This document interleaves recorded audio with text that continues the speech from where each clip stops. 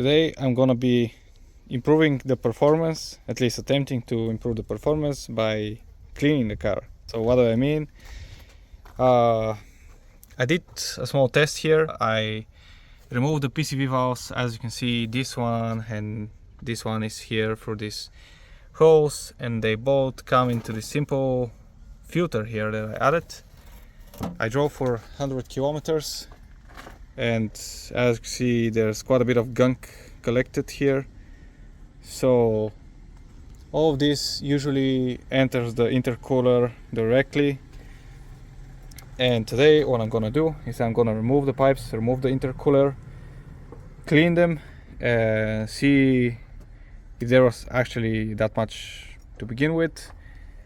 And then we're gonna do some tests. I already have a bunch of tests before that. All the pulls that I've made, everything suggests that when the car is warmed up, the intercooler cools the temperature from like intake air temp plus 15 to 17, 18 degrees sometimes.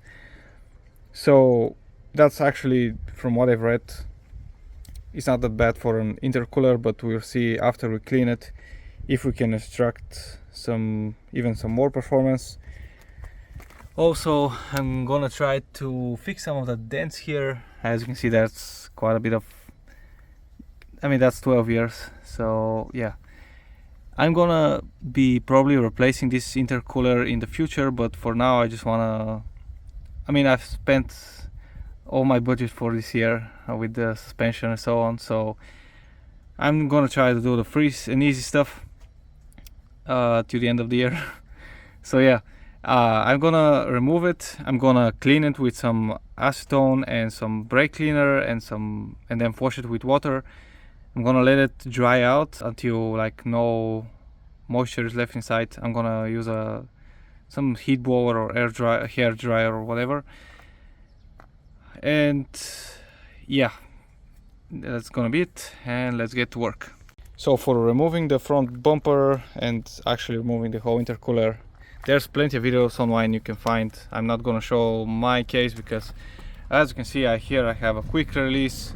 Usually, I also have the bolt here, but I also have this, so it's a bit different.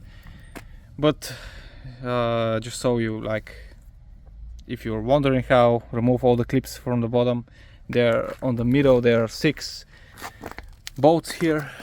You can even see, maybe, let's see, you can see them sticking out. Okay, you can, but anyway, there are 6 of them here.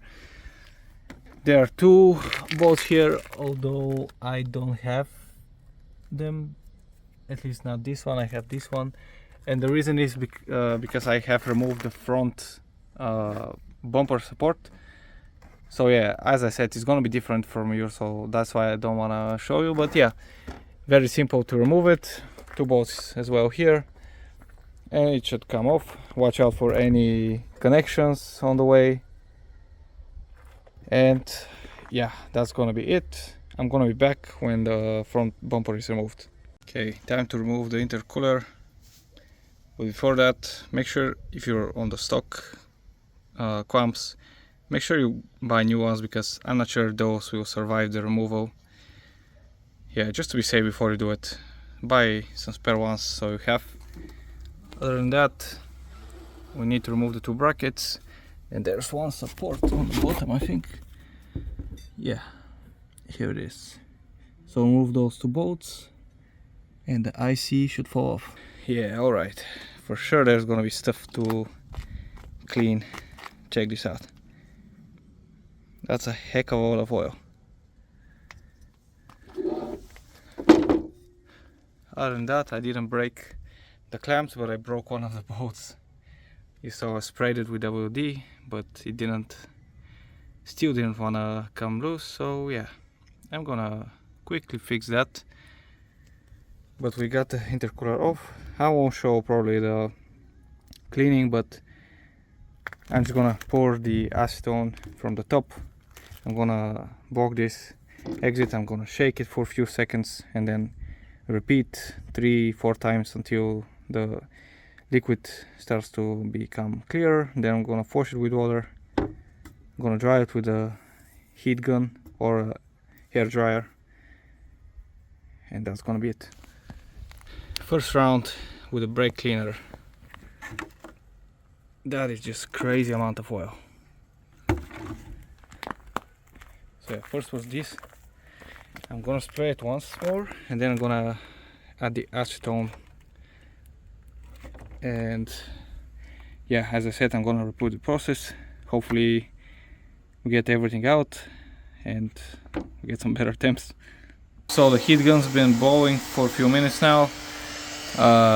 Occasionally I switch the entries so that it blows evenly, but yeah, I think maybe 15 minutes of hot air and it would be enough.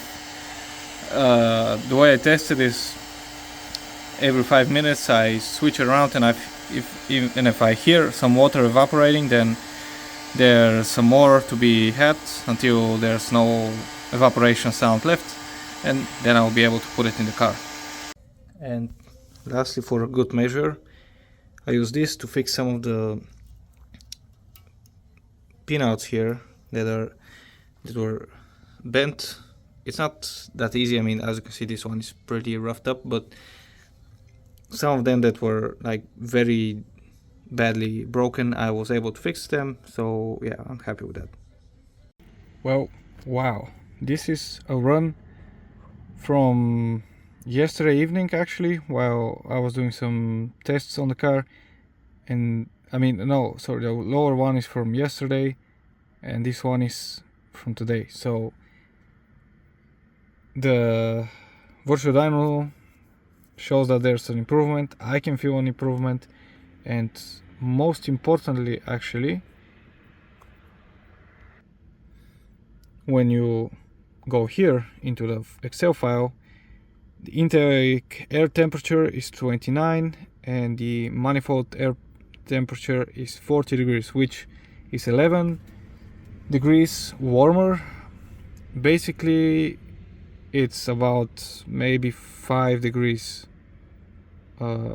colder, because usually when I'm doing these pulls and stuff, these drivings, I get around 15 degrees warmer than the intake air temperature. So I think though it was worth it, the cleaning. I don't know, man. Initially I didn't think it would be that much of a difference. I mean, I knew that it would be, but yeah, that is noticeable.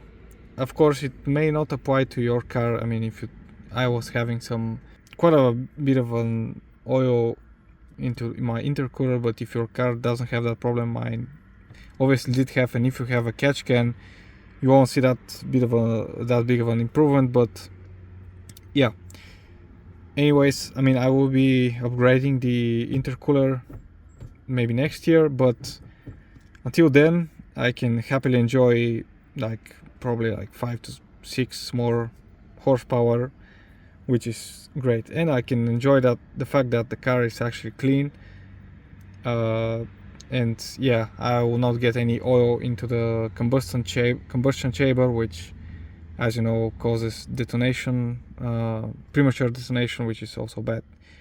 But yeah, anyways, thank you for watching. Hopefully this was interesting for you, some real life tests.